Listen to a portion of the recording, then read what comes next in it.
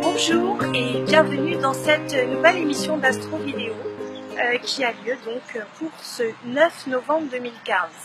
Alors j'ai des petites choses à vous dire avant de commencer parce que c'est une date qui est symbolique et une date qui est très importante aujourd'hui et vous n'avez pas été sans remarquer que j'ai arrêté les Astro Vidéo le 12 novembre. Et en fait voilà la petite histoire, c'est que j'avais tourné une série d'Astro Vidéo sur les bords de Marne et au moment où j'allais faire la 13e, enfin la dernière vidéo qui était pour le 13, je le sentais pas, je sais pas, d'un seul coup j'ai eu une grosse fatigue et j'ai dit, j'ai pas compris pourquoi sur le moment, puis j'ai dit bah, c'est pas grave, je la ferai demain.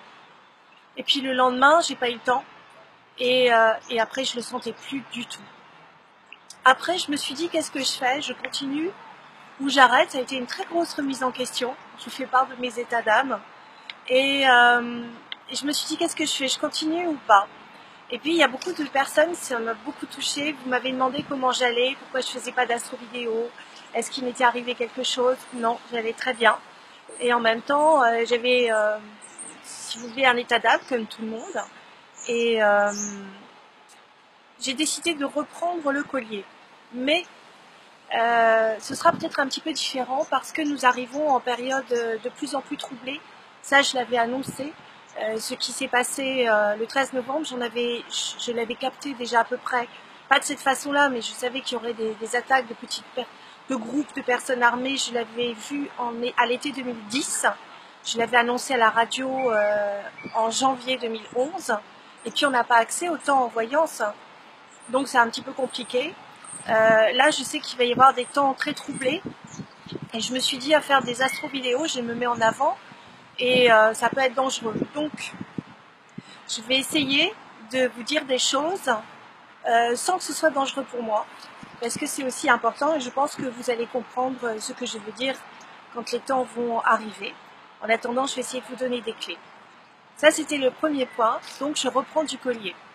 Le deuxième point, c'est que si vous voulez faire le point dans votre vie, les aspects astrologiques sont quand même très particuliers, donnent une direction. J'ai vraiment l'impression que le destin s'est mis en automatique et qu'on ne peut que révéler ce que finalement notre âme a choisi pour nous. Donc qu'est-ce que c'est? Si vous avez besoin de faire le point, eh bien vous pouvez toujours venir me voir et prendre une consultation, que ce soit sur un domaine, ou faire le point vraiment sur une consultation complète. C'est pas forcément du racolage, mais ça peut être une nécessité. Quand ça devient une nécessité et que les temps sont comme ça aussi impératifs et que on est en train de chercher sa voie ou de se positionner au milieu de tout ça, eh bien ça soulage de faire le point. Donc c'est une proposition. Ensuite, c'est une journée marquante à bien des niveaux parce que nous sommes le 29 novembre, c'est le jour d'ouverture de la COP 21. La COP 21, c'est jusqu'à mi-décembre. Ça va être une réflexion de 196 chefs d'État, des milliers de manifestations, dont certaines ont été supprimées pour les causes que l'on connaît. Ça va être une réflexion importante sur l'avenir des ressources de notre planète et comment nous allons le gérer. Vous n'êtes pas sans savoir que le climat augmente, mais je pense que ce n'est pas simplement une question de terre. Je pense que c'est une question de système solaire, puisque mais ça c'est personnel, hein, mais les planètes ont augmenté de température et donc ont des effets auxquels on n'avait pas été habitué et qu'on commence à remarquer. Donc on se dit tiens, les planètes sont vivantes, c'est intéressant. Ce qui est intéressant aussi, c'est de voir que il y a de la géopolitique et qu'au milieu de toute cette géopolitique, finalement, les jeux sont presque déjà faits. Il y a un autre point aussi qui est très important, c'est que plus de la moitié de notre planète, les réserves de notre planète, c'est-à-dire sa capacité à se régénérer, sont déjà entamées. Donc on arrive sur une espèce de course folle où on se tape dans le mur. La planète, quant à elle, va se débarrasser de nous si ça continue. Donc le plus important, c'est quelle est notre survie par rapport à tout ça. Et j'en reviens à la géopolitique, c'est que la géopolitique, chaque pays va vouloir garder son pouvoir, son hégémonie, puiser des ressources naturelles, tenir les autres pays en respect, au milieu d'un espèce de gros bazar énorme. Bien, alors on va voir ce que ça donne. Moi personnellement, je pense qu'il va y avoir des petites avancées, mais est-ce que ce sera des grosses avancées? J'ai un énorme doute. Peut-être qu'il faut que la Terre se réveille, pour qu'on ait vraiment conscience que tout ça, c'est du flan, et qu'il faut vraiment y aller, chacun à notre façon. Nous allons maintenant parler des aspects marquants de ce 29 novembre 2015, jour d'ouverture de la COP 21. Les nœuds lunaires ont changé d'axe, c'est-à-dire que maintenant ils sont dans l'axe Vierge-Poisson. Ils touchent le premier décan des Poissons et ils touchent le troisième décan de la Vierge. On a des compagnons avec nous. Alors, on va regarder le maître du chemin de vie, c'est-à-dire la direction dans laquelle nous allons, c'est Mercure. Mercure est dans le signe du Sagittaire. Et Mercure fait d'excellents aspects avec Cérès en Verseau. Ça veut dire qu'il va y avoir une réflexion mentale sur, on va dire, un sujet qu'on va envisager de manière originale, hors norme, en utilisant des solutions auxquelles on n'aurait pas fait appel en temps normal. Mercure vient juste de quitter la conjonction avec Saturne, mais maintenant il y a une conjonction Saturne-Soleil dans le signe du Sagittaire. Bon anniversaire au Sagittaire au passage. Et ça va avoir pour effet d'accentuer un élan positif et constructif qui va toucher tous les signes de feu. Donc le Bélier, avec Uranus en Bélier, il y aura un très bel aspect. Donc on va vraiment s'unir dans un élan de fraternité. Et il y aura un très bel aspect, donc des influx très positifs sur le signe du Lion, sachant que le maître du Lion, c'est le Soleil à côté de Saturne. Les deux se colorent, ça veut dire que les enfants qui naissent aujourd'hui, d'une certaine manière, sont sages, ou en tout cas seront rebelles à une loi qui n'est pas juste, puisque ça fera un carré à Jupiter en Vierge. Évidemment, la Vierge, c'est le signe qui régit Paris.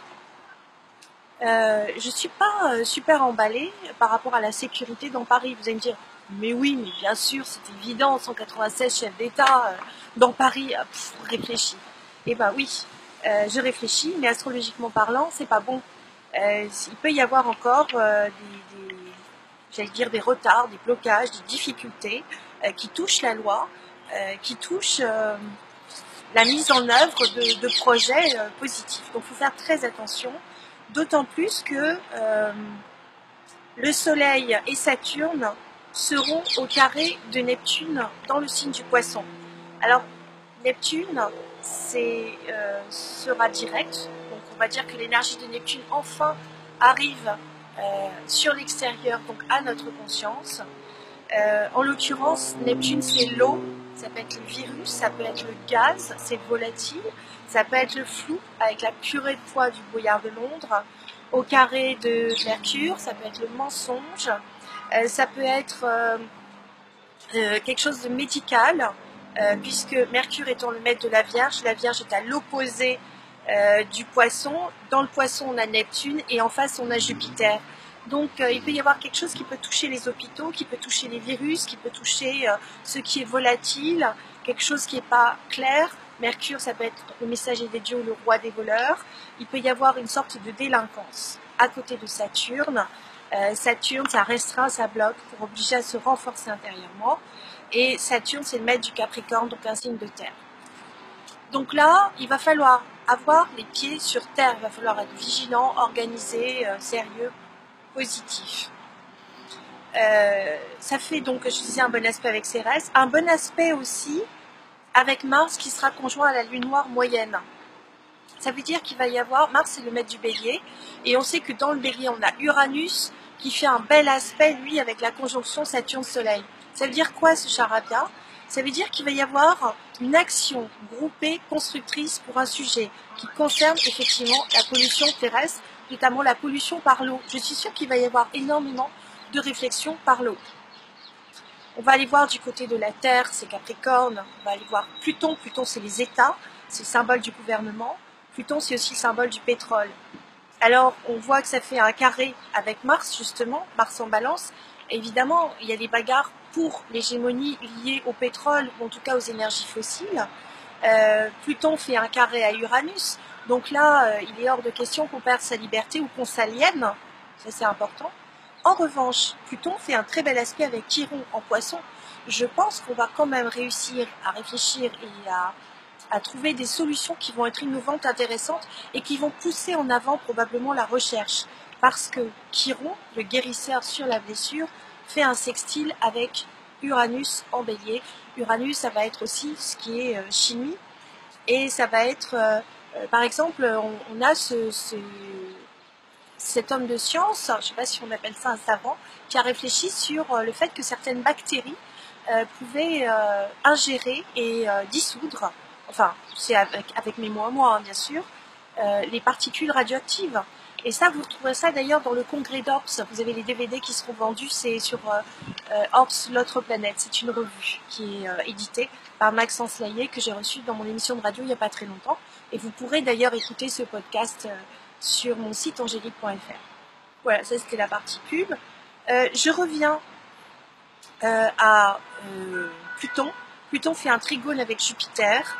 Donc, on va dire qu'il va y avoir du discernement. Les éminences grises, en tout cas tous les conseillers, vont avoir un rôle crucial et extrêmement important dans les journées qui viennent. Alors, c'est j'allais dire, un melting pot, une réflexion, un brainstorming, un truc énorme qui est en train de se positionner pour la suite, sachant que ça risque vraiment de claquer. La Lune sera opposée à Pluton. Nul doute qu'il y aura des masses qui vont manifester leur colère.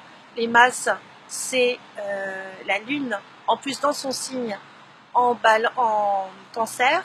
C'est aussi l'émotivité face à la colère en Capricorne.